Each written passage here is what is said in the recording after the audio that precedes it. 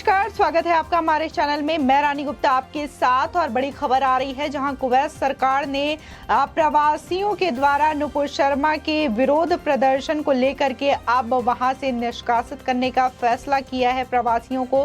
साथ ही उनका वीजा रद्द कर दिया है ताकि वो दोबारा कुवैत में प्रवेश ना कर सके। इसको लेकर के जहां अरब टाइम्स ने यह खबर छापी थी तो इंडिया में मौजूद लोगों ने ये कहा था कि यह खबर झूठी है, लेकिन आज पूरी तरीके से सोशल मीडिया पर इसी बात की चर्चा है। और इसी के साथ ही तमाम जो लोग हैं कुवैत सरकार के इस फैसले का समर्थन दिखाते हुए ये भी कह रहे हैं कि कुवैत सरकार का ये जो डिसीजन है कि वो किस तरीके से अपने कानून को मानते हैं और यहाँ तक कि अगर कोई कानून के उल्लंघन करने की कोशिश करता है तो उनको कैसे सख्ती से सजा देते हैं। आपको बता दें कि ट्विटर पर तमाम लोगों ने इसका रिएक्शन दिया है और इसी के साथ ही उन्होंने भारत को एक बेहतरीन लोकतांत्रिक देश बताया है जहां आप अपनी अभिव्यक्ति की आज़ादी के तहत अपनी आवाज़ उठा सकते हैं, मुखर होकर किसी टॉपिक पर बोल सकते हैं। लेकिन हिंदुस्तान में इस अभिव्यक्ति की आज़ादी को कुछ लोग जो हैं दुरुपयोग करते जा रहे हैं लगातार। और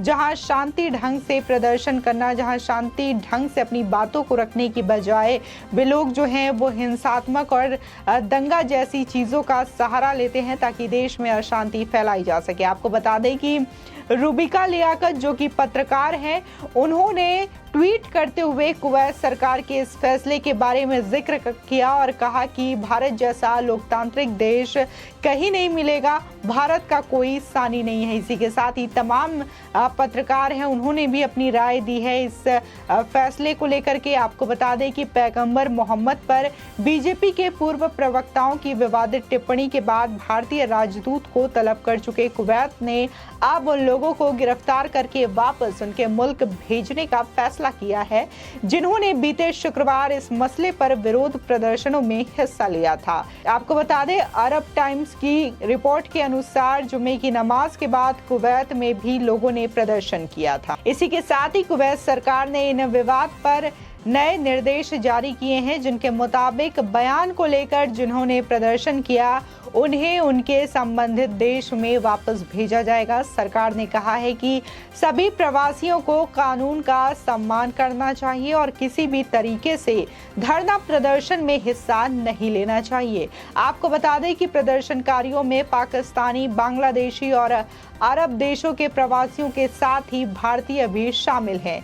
इसी के साथ ही अरब टाइम्स ने सूत्रों के हवाले से ये भी लिखा है कि प्रदर्शनकारी प्रवासियों को हमेशा के लिए कुवैत में घुसने से रोका जा सकता है, यानी कि पूरी तरीके से अब प्रवासियों पर जिन्होंने वहां पर प्रदर्शन किया है उस पर कुवैत सरकार बैन लगा देगी। इसी के साथ ही तमाम लोगों ने ट्विटर पर कुवैत के इस फैसले को सही ठहराया और कहा कि भारत में भी ऐसा ही कानून होना चाहिए जिससे कि देश में अशांति का माहौल ना रहे और कानून का उल्लंघन करने वालों को सख्त सजा दी जा सके। आपको बता दें कि ट्विटर पर आज तक के एंकर आशुतोष चतुर्वेदी लिखते हैं, जिस कुवैत के नाम पर भारत में रह रहे कुछ लोग इतरा रहे थे, अब वही कुवैत नुपुर शर्मा के खिलाफ प्रदर्शन करने वाले लोगों को गिरफ्तार करके वापस उनके देश भेजने का प्लान कर चुका है, क्योंकि गैर कुवैती लोगों का उस देश में प्रदर्शन करना अपराध है। मान लीजिए जनाब, भारत से बेहतर कोई देश नहीं है। इसी के साथ ही रूबिका लियाकत लिखती हैं, कुवैत में नुपुर शर्मा के खिलाफ प्रदर्शन करने वालों को गिरफ्तार कर वापस उनके देश भेजा जाएगा। कानून के मुताबिक गैर कुवैती लोग उस देश में प्रदर्शन करें तो अपराध है।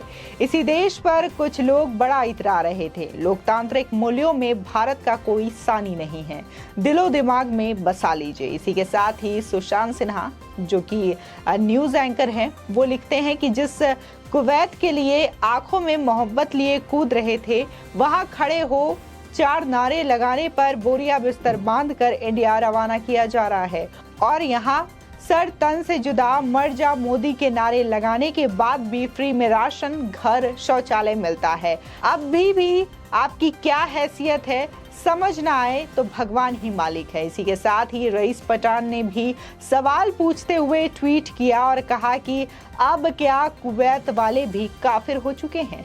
आपको बता दें कि शुक्रवार यानी कि 10 जून को जुमे की नमाज के बाद कुवैत के फजाहिल इलाके में 40 से 50 प्रवासियों ने प्रदर्शन शुरू कर दिया और नारेबाजी भी की थी। वहीं कुवैत में विदेशियों के प्रदर्शन और आंदोलन को गंभीर अपराध माना जाता है।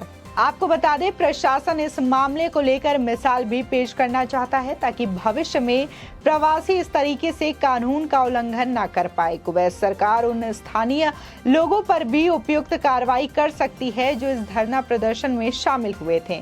आपको बता दें कि कुवैत इस क्षेत्र में भारत के सबसे पुराने सहयोगी देशों में से एक है और यहाँ के शाही परिवार का भारत से ऐतिहासिक संबंध है। कोरोना वायरस के डेल्टा वेरिएंट की वजह से भारत में आई दूसरी वेव के दौरान कुवैत भारत को मेडिकल ऑक्सीजन की आपूर्ति करने वाला प्रमुख देश था।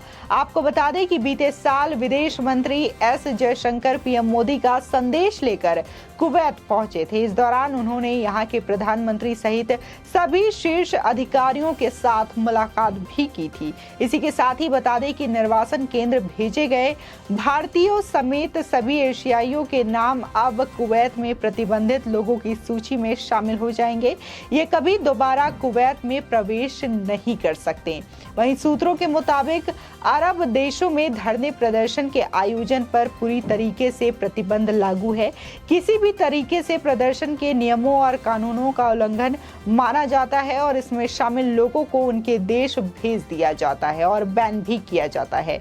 वहीं एक बयान में कुवैत सरकार ने कहा कि यहाँ रहने वाले सभी लोगों को देश के कानूनों का पालन करना होगा। किसी भी तरीके से धरने प्रदर्शन से दूर रहना जरूरी है। कुवैत में प्रदर्शन करने वाले प्रवासियों में भारतीय, पाकिस्तानी और बांग्लादेशी मुसलमान थे। रिपोर्ट के अनुसार पुलिस ने इन प्रदर्शनकारियों को गिरफ्तार कर निर्वासन केंद्र भेज दिया है। वहां से उन्हें उनके देश के लिए भेज दिया जाएगा। उनका वीजा भी रद्द कर दिया जाएगा। आपको बता दें, नुपुर शर्मा के द्वारा दिए गए बयान के मामले पर कुवैत सरकार ने विदेश मंत्रालय से भारतीय राजदूत सीबी जॉर्ज को तलब किया और आधिकारिक विरोध पत्र भी सौंपा था। हालांकि जब बीजेपी ने नुपुर शर्मा को पार्टी की प्राथमिक सदस्यता से निलंबित कर दिया तो कुवैत ने इस कार्रवाई का स्वागत भी किया था। आपको बता दें कि भारत ने पहले कुवैत से कहा था कि उसने अल्पसंख्यकों के खिलाफ ट्विटर पर विवादित टिप्पणी करने वालों के खिलाफ कड़ी कार्रवाई की है। भारत ने सभी धर्मों के सम्मान पर जोर देते हुए एक बयान भी जारी किया था। उससे सभी देश संतुष्ट नजर भी आए थे। आपको बता दें, ट्विटर पर तमाम लोग जो हैं कुवैत सरकार के इस फैसले पर अपनी अपनी रिएक्शंस बता रहे हैं। जहां जो लोग हैं भारत में इस तरीके से रहते हैं और कभी भी भारत के सरकार के खिलाफ या भारत में जो चीजें चल रही हैं संविधान के खिलाफ कभी भी आपत्तिजनक चीजें बोलते हुए नजर आते हैं, इसके खिलाफ भी कार्रवाई नहीं होती और जब चीजें होती हैं तो वो अलग से इसका स्वांग रचते हैं और ये कहते हैं कि हमें तो संविधान ने अभिव्यक्ति की आजादी दी है जिसके तहत हम किसी भी मुद्दे पर खुलकर अपनी राय रख सकते हैं।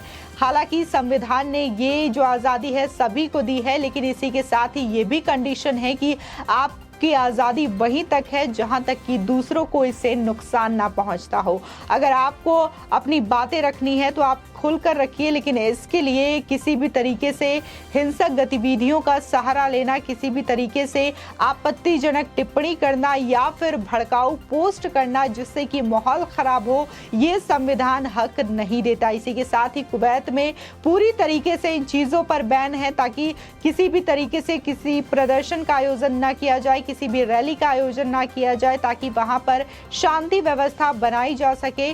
और जिस तरीके से कुवैत सरकार ने ये फैसला लिया जिसके बाद जो तमाम वहां पर जो लोग थे जिन्होंने प्रदर्शन किया था अब उनको उनके देश वापस भेजा जा रहा है, जिसके बाद ट्विटर पर जो लोग हैं वो भारत में भी इसी तरीके से फैसले का इंतजार कर रहे हैं और इसी तरीके के कानून का भी हवाला दे रहे हैं कि इस तरीके का कानून देश में होना चाहिए ताकि देश का जो माहौल है वो खराब ना हो और जो आए दिन चीजें देखने को मिल रही है उससे देश निजात पा सके। आपकी इस खबर पर क्या राय है हमारे कमेंट सेक्शन में जरूर बताएं। आपकी इस खबर पर क्या राय है हमारे कमेंट सेक्शन में जरूर बताएं। आगे की और भी अपडेट के लिए चैनल को सब्सक्राइब करना ना भूलें।